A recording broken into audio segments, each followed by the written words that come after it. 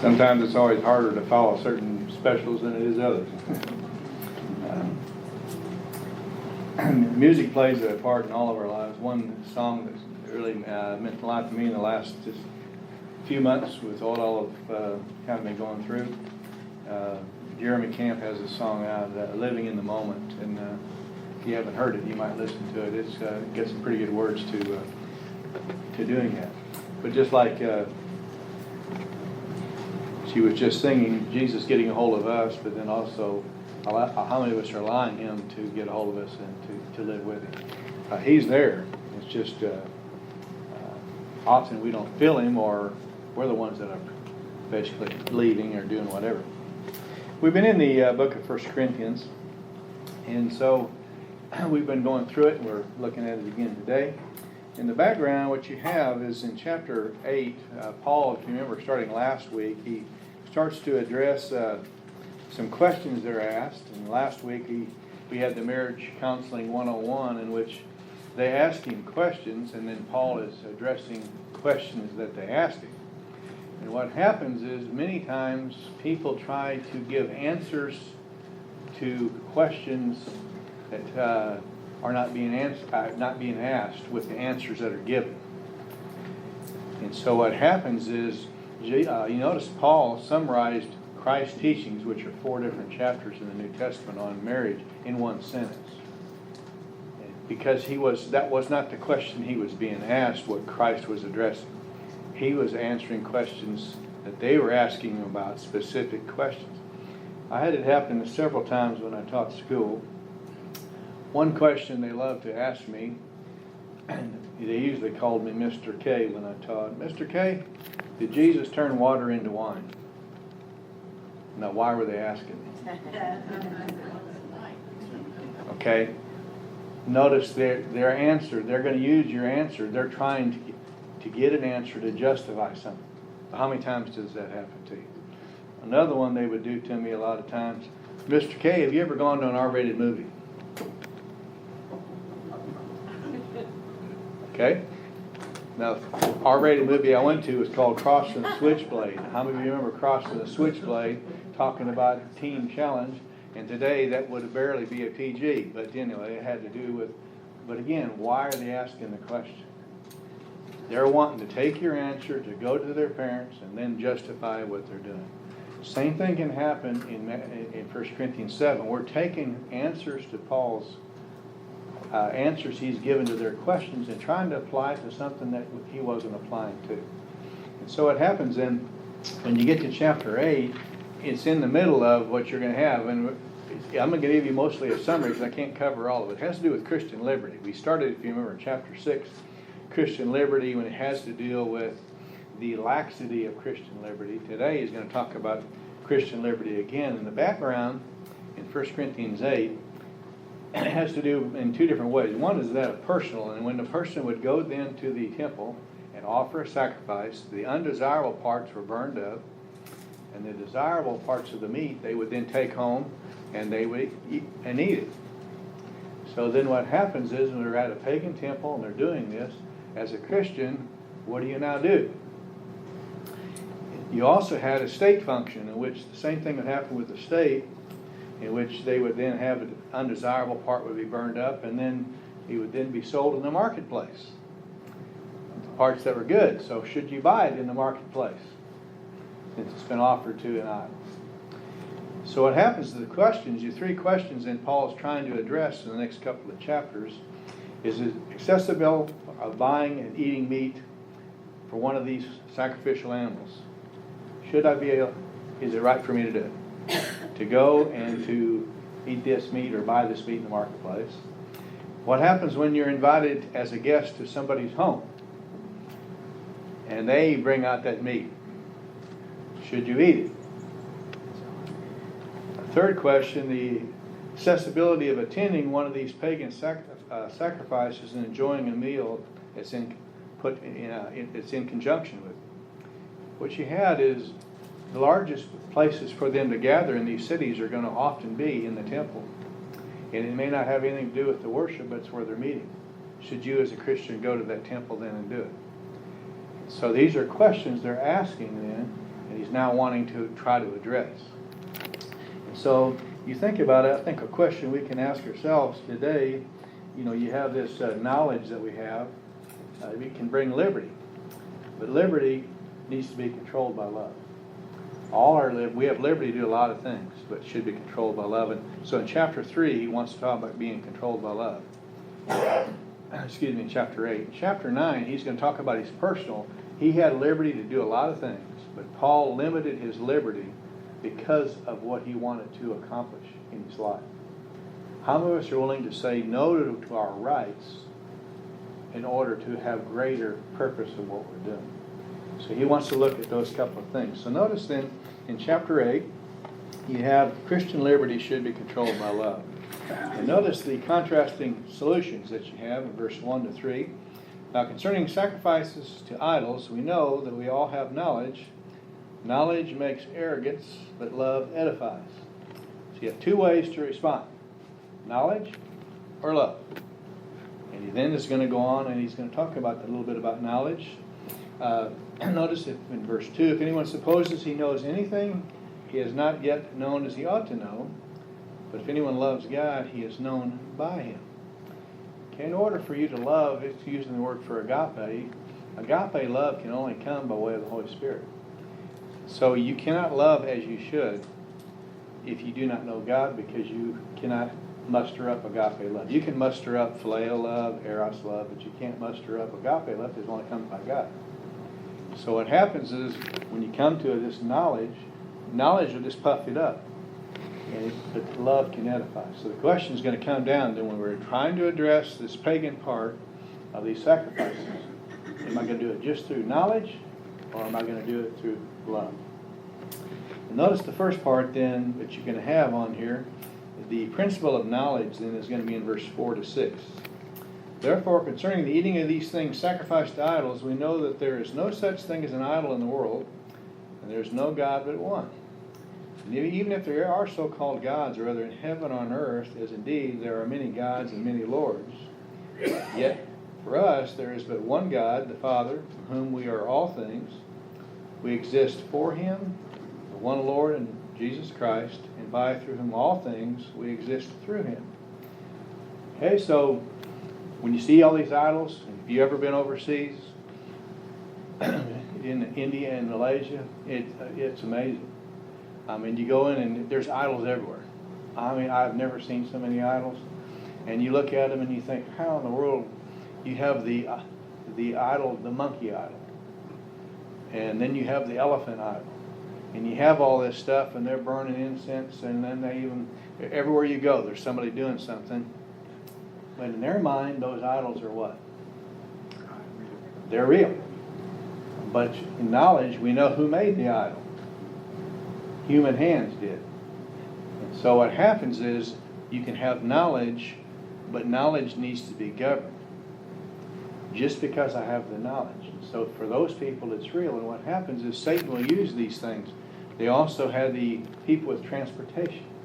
And they even had their little idol out. And what happens is, then before they take people out on taxi, they will offer their sacrifices before they go. And what happens then with Satan's idea or demonic activity, if they all of a sudden forget to offer a sacrifice or put money, what happens if they have a wreck? What are they going to blame it on? They didn't do it. They're going to blame it that they didn't do it. Therefore, in their mind, it's real. Therefore, from then on, they're going to do what? So, for in their mind, that is a real idol. It is a real thing. You and I realize, no, we made it, and it's demonic, and it's not the real thing. But notice what happens is, so you have the principle of knowledge. Yes, we have knowledge, but we have to remember it tells us two things at the end of verse 6 there. We exist for him and through him. We don't exist for ourselves or through ourselves. We exist for Christ and through Christ. So every decision we make with knowledge needs to come because of the knowledge we have for him. We have to control it. So notice first of all the knowledge that you have, principle of knowledge. And so you're going to have those who realize and say, hey, there's nothing wrong with any of these idols. They're not even real. Eat the meat, buy the meat, do whatever you want. It doesn't matter. But what happens when you have people who come out of that background who don't have that knowledge, and they watch you and follow your example, can it cause them problems? And so just the principle of knowledge just says, well, who cares? It's not real. I can do what I want. So then notice Paul now wants to go, hey, it's not just the principle of knowledge. You need the principle of love. So a question you can ask, or we can all ask, do I live my life for myself or for others? How many would you say that most Americans live for who? Themselves. Most Christians do also. So notice in the next principle, the principle of love teaches consideration. Notice in verse 7 and then down to verse 12.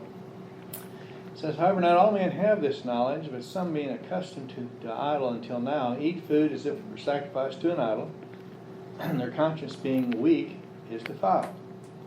Okay, so they watch it and they see it and they realize, hey, it's in their mind it's wrong, and they do it and it's defiled. Notice the second thing. Food will not commend us to God. We are neither the worse if we eat it, nor the better. So it doesn't matter whether you do or you don't. You're no better if you do or if you don't. Okay, so now the issue then isn't the food, it's going to be what? It's your brother and your sister in Christ. So then notice in verse 9, take care lest this liberty of yours somehow becomes a stumbling block to the weak. So notice one is defiling. Two, he follows your actions and your stumbling block. In verse 10, if anyone sees you who has knowledge dining in an idol's temple, will not his conscience being weak, he's strengthened to eat things sacrificed to idols. So he says, hey, you're a believer, you've been a believer a long time, but it's okay for Dan to do it, it must be what?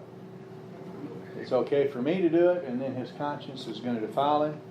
Notice what happens then. Through your knowledge, he who is weak is ruined, the brother for whose sake Christ died. He follows your example, and in himself, then he is convinced that he blew it, and he sinned. And then notice then in verse 12, thus, by sinning against the brother and wounding their conscience, when it was weak, you sinned against Christ. Did I have the knowledge? Could I do it? Hey, there's no such thing as an idol. I can go do it. I can go buy the meat. I can go eat the meat. It's just meat.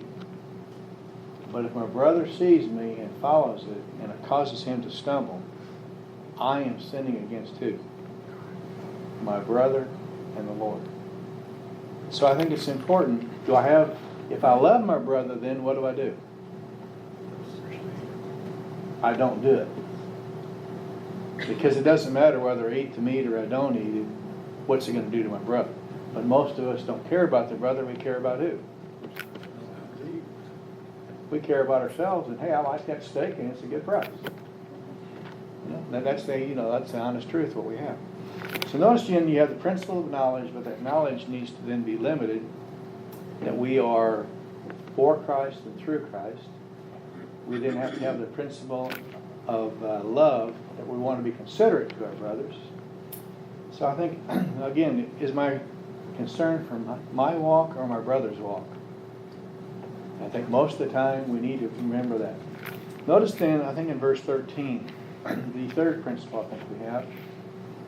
Therefore, if food causes my brother to stumble, I'll never eat meat again, that I might not cause my brother to stumble. And the word there for the stumble is that of a snare and any human trap. The principle of servanthood. Paul says what? If it's going to cause him to stumble, then when I'm around that brother, I will never what? I'll never eat it. Why? Because I love my brother, and I know the idol is not real, and the gods aren't real, but out of love for my brother, I don't want him to follow my example, and I don't want to do it. So the same thing can happen on whatever things we're looking at today. We all have different things in it. Every few years we have some new hot topic we're dealing with. And we have them today as well. So think about it. Are we serving someone, or what are we serving? Who or what are we serving? Would you agree we're all serving something? So the question comes down, am I serving the Lord, or am I serving myself, or what am I serving? So notice then, in the chapter 8, he says what? When it comes to Christian liberty, it needs to be controlled by love. Just having knowledge is not enough. but out of consideration for my brother and servanthood for him, I'm going to then control it. So what happens then when he gets into the next chapter, Paul wants to say, hey, I want you guys to follow me. I'm not asking you to do anything that I didn't do. So I'm going to cover it, and we'll break it down more in the weeks to come. But I want to try to, so you can kind of see the outline of what he's doing. He has rights. In verse 1 down to verse 14, Christian liberty should be self-regulated. We should self-regulate our liberty. And notice his rights. His role is in verse 1 and verse 2. Am I not free? Am I not an apostle? Have I not seen Jesus our Lord? Are you not my work in the Lord? If to others I am not an apostle, at least I am to you, for you are the seal of my apostleship in the Lord. Okay, so his role is, hey, I'm an apostle, and you all know it because I'm an apostle to the Gentiles, and I came to you, and I was there for 18 months, and you all have come to know Christ because of what? Because of my apostleship leading into Christ. Okay, so that's my role. Notice his rights then in verse 3, starting, my defense to those who examine me is this. Do we not have a right to eat and drink? Okay, so Paul is saying, had my right then to come to you, and I'm working for you, and doing the spiritual things, you all should be paying me. Okay, did Paul charge him anything? No. Because he didn't want them to ever say that he was doing it for money. So the first right I have that I've denied myself was I had the right with which to charge you for my services. Notice the second one in verse 5. Do we not have a right to take along a believing wife, even as the rest of the apostles and the brothers of the Lord and Cephas? Okay, so if he brings along a wife, who should also help support the wife as well as Paul? They should. He's serving them. Okay, I had the right, but I didn't do it. What about in verse 6? Do only Barnabas and I have the right to refrain from work? Okay, so Paul is having to work outside doing tent making in order to make ends meet. Should he have to do that? But why is he doing it? So they can't ever say that he was preaching the gospel and doing things for what? For money.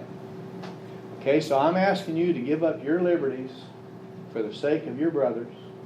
And hey, folks, I'm not asking you to do anything that you have not personally seen me do. And no, I gave up my right to pay. I gave up my right to bring along a wife that you would support. I gave up the right to work alongside, which, by the way, that would be not easy. To work all that with doing the spiritual parts and then also being a tent maker. You know, when they were doing the tent making, that was all done in air conditioning. You knew that, didn't you? Along the Mediterranean Sea, and it's nice humidity and stuff. Notice then he has some reminders then, starting in 7 down to 11, and then also in 13 and 14. He gives you some reminders. Who at any time serves as a soldier at his own expense? Okay, so if you're serving as a soldier, who pays your expense? The country doesn't it? Okay? I'm a soldier of Jesus Christ, right? So why should I be paying for it? The next one, who plants a vineyard and does not eat the fruit of it? So when you do things in there, if there's grapes or there's something that's there and you're eating something, it was your right as a worker to take part of it and eat it. He goes on and says, or who tends a flock and does not have the milk? You're taking care of the sheep, the goats, whether it be and also the cows, whatever it might be, and you wanted milk, then you would milk the cow. That was your right as a worker. Very similar when David, remember, took care of and protected all the animals, if you remember Nabal, and then what happened with him not being paid for it. He had the right to be paid. He's doing the same thing. Hey, I had the right. We all look out and we see all the rights. Notice I've given up all those rights, and I've given them up for you all. So you go on and he goes down a little bit further when you get to 13. Actually, down in a little bit, he quotes in Deuteronomy. He also is quoting out of when Christ does this in Luke. in verse 9, for it is written, you shall not muzzle the ox while it's threshing. God's not concerned about an ox, is he? Obviously, that's part of the, the ox is doing all the work and stuff's falling on the ground. You don't put a muzzle, you allow it to eat while it's going around for it to get the nourishment that it needs for the strength. Same thing happens to the worker. And then in 10, or is he speaking altogether for our sake? Yes, for our sake it is written, because the plowman ought to plow in hope, the thresher should thresh in hope of sharing the crops. So when they do all this work, they ought to reap from the benefit. Paul's no different, but he limits it for what reason? He limits not charging them because he loves them and he doesn't want to be accused of doing it for the wrong reason. So then what? Notice when you go to 13 and 14, we'll go back to 12 in a second. Do you not know that those who perform sacred services eat the food of the temple? Those who attend regularly to the altar have their share with the altar. So also the Lord desires those who proclaim the gospel to get their living from the gospel. All right, so Paul has the right, correct, to charge for his services, but Paul does not. So he's asking them, Christian liberty and doing the different things that's being in the temple, yes, they're not real, but limit it because of your love for your fellow believers who are not strong in their knowledge of the Word of God. You limit it because of their consideration for Him and because of serving it. Paul then is going to tell you why he restricts it, starting in verse 12 and then also then through the 27, the rest of the chapter. It's interesting when you look at it. Notice in 12, and others share the right over you, those who if others share the right over you, do we not all the more? Nevertheless, we did not use this right, but we endured all things, that we may cause no hindrance to what? The gospel of Christ. I restricted it for what reason? For the gospel of Christ.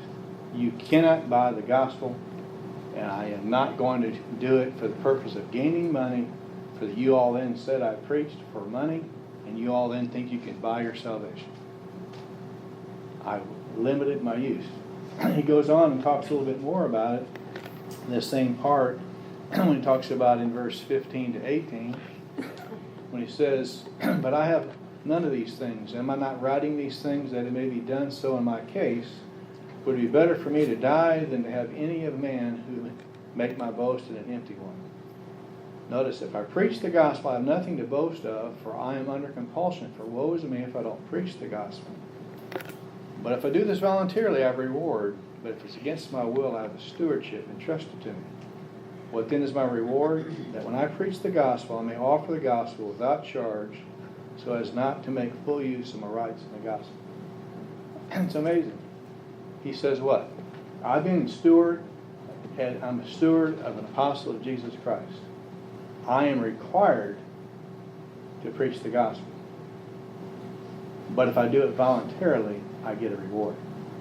And I'm voluntarily doing it free of charge. So you cannot believe you can buy it, nor am I doing it for it.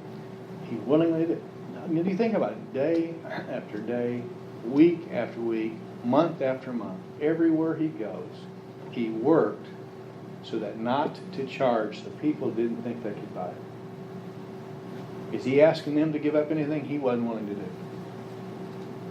That's the reason why in chapter 11 and verse 1 it says, imitate me. Paul's talking about, I'm not asking you to do anything that I didn't do. Okay, so notice the first reason he gives up charging is what? For the sake of the gospel. Notice the second reason he does it, starting in verse 19 down to 22. And notice it says, for though I am free from all men, I made myself a slave to all, that I might win more. And a Jew, I become as a Jew, that I might win Jews. To those who are under the law, as under the law, though not being myself under the law, that I might win those who are under the law. To those who are without law, as without law, though not being under the law, but under the law of Christ, that I might win those who are without the law. To the weak I become weak, that I might win the weak. I become all things to all men, that I might win some of them. So notice then, he restricts it for the sake of the gospel, and he restricts it for the sake of souls. So if I'm dealing with Jewish people, do they have certain dietary laws? So when Paul's with them, is he going to eat pork? No. And he's going to follow those things. When he is with others, he's going not to be an offense. And then everywhere you go, you're going to have things that don't make sense to you. What's offensive? I've never figured out yet when I was in Malaysia and in India why I had to wear a collared shirt. What difference does it make if I'm teaching whether I have a collared shirt on or uncollared shirt? And they, both locations, made it very pointed to me that I had to have a collared shirt on in order to teach. Okay? So if you're going to be up there teaching, what do you need to do? You wear a collared shirt. Even when it's over 100 degrees outside and there's no air conditioning and half the time there's no fan. You're burning up. They didn't sweat, but I can't say the same for myself. Okay? But if you're wanting to deal with them and minister to them, you willingly do what? And does your attitude come across? Your attitude, just like Debbie was saying, your attitude, you make a choice. You know about it ahead of time, you make the choice. So notice then he restricted for the sake of the gospel. 2, he did it for the sake of their souls. Gentile, Jew, free, whatever it might be. He limited these. Notice then in 24 to 27, he's going to give you the third reason why he limits it. Do you not know that those who run a race all run to receive the prize? Run in such a way that you might win. Now what takes place in Corinth every couple of years that Paul was witnessing, had witnessed, and they would know? It's the Asmatic Games. And so they had rules that they had to abide by. And when you had some great benefits, if you won, whatever it was, whether it's boxing or running or whatever it was, if you won, what were the benefits? You never had to pay taxes again the rest of your life. How nice would that be? Pretty nice, wouldn't it? Okay, you also got a wreath. Obviously, you got other things, and you didn't get the recognition. Very similar today. Certain athletes or what we have, the recognition is there. Okay, so notice first of all, Paul says when you are in a race, you need to run it to win. You and I are in a race too. And Paul says, I'm giving all these things up for the purpose of winning. I'll never forget when Will ran, he had a lot of athletes on his team that had a lot more ability. In fact, the majority had more ability. But it's amazing listening to these different athletes when I would go to his meets or whatever. And they didn't care about winning. They didn't care about any of it. A large number of them, they were there for one reason. No, because there's girls there. Well, there were boys. They were there for one reason. Not to win, not to go out that hard. Didn't want. They were there just to meet, people of the opposite sex. That's the only reason they were there. What's the purpose? To be the very best that you can be and run the race. Notice then he goes on, in verse 25. And everyone competes in games, exercises self-control in all things. They then do it to receive a perishable wreath, we an imperishable. They would put a wreath in what happened in the hot sun or anything else. It's going to perish. And even getting taxes exempt for life, how long are you going to live? But do you live for eternity? Okay, so notice then, you have to compete according to it, which he's then talked about earlier, if you remember, that Glenn covered in chapter 3, when he's talking about doing things for God's glory and not my glory, building with the right things. He's talking about the same thing. So when we compete, we have to do it for the right reason. You and I can do a lot of things for our own glory. We can do a lot of things. We can even say the right thing. Can you lead somebody to Christ and be out of fellowship with God? His word doesn't return void. And so I think it's important for us to recognize we need to do it to be perishable. Notice then in 26, therefore I run in such a way as not without aim. I box in such a way as not beating the air. He's not out there shadow boxing. When he gets in a ring, he's doing what? he's going to win. Notice in 27, I buffet my body and make it my slave, lest possibly after I preach to others or myself should be disqualified. So notice then, Paul restricts himself for the sake of the gospel. Paul restricts himself for the sake of souls. And Paul restricts himself for the line, does he not? And not the dot. He wants the eternal reward that only is given when you're doing it for the right reasons. So is Paul asking the Corinthians to do anything that he didn't do? No. And so I think it's important. It's one of the reasons why don't you love it when people can truly say, do as I do. Much, much easier to say, follow me and do what I do. Let's think of some application. Is my concern over my rights or my Christian brothers' walk in Christ? Most of the time we can control about what? We get upset and we want what? My rights. Do I live my life for myself? Or do I live it through Christ for Christ? Isn't that what he said from Paul in Philippians 1? For me to live is Christ and what? Die is gain. Who or what are you serving? And then I think one, can I make the following claims that Paul made when he restricted his rights? I did it for the sake of the gospel. I did it for the sake of souls. And I did it for eternity. Can we make those exact same claims? And so I think it's important when Paul looks at it, hey, it really doesn't matter that food that's being offered. I care about my brother. What's it going to do for him? Is it going to help him or is it going to hinder him? Is it going to hinder him? Is it going to hinder him?